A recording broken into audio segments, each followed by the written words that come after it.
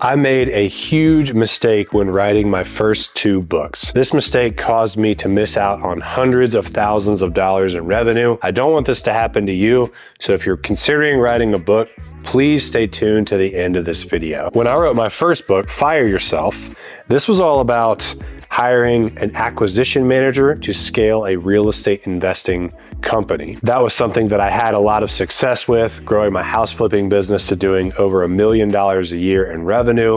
And so I wanted to start coaching people. I wrote this book, and then people would read it and say, I love this book.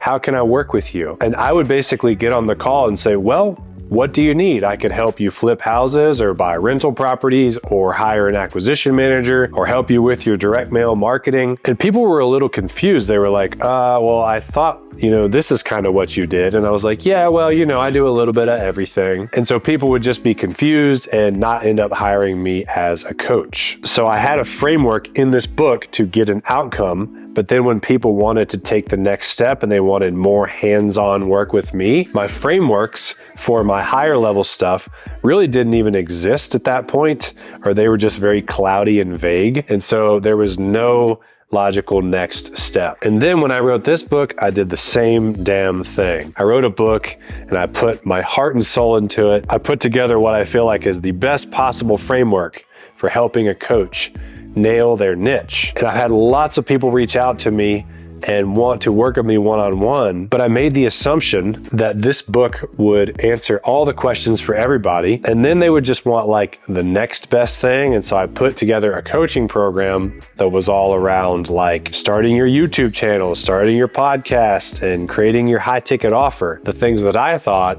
were the logical next step after this book. But what people actually wanted was more hands-on help implementing the stuff that was in this book. They wanted me to walk them through the same framework that was in this book, but do it one-on-one, hands-on. And in Russell Brunson's amazing book, Expert Secrets, he spelled this process out for me in a section that was called More Money for the Same Framework. Once you have your signature framework laid out, you package it in a few different ways on your value ladder. So it might be a book, which is all do it yourself. There's no like coaching calls or anything.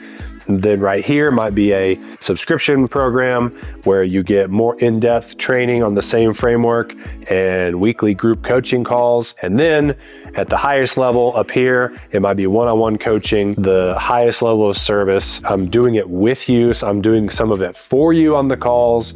It costs the most, but it's still the same framework. So I'm currently in the process of writing my 3rd book, and I'm not going to make this mistake again. I wanted to share this with you so that you can do this in your business as well. There's no point in writing that really great book if you don't have back-end programs behind it to help the readers implement those concepts and go deeper. If you are interested in writing a book to grow your coaching or consulting business, there's a link in the description to book a free 45-minute call with me where we will have a casual chat about you, your goals for the book. Lastly, I think you should check out this where I list out 10 really surprising benefits that writing a book will give you. If you're a coach who wants to write a book, check this out, and thank you so much for watching.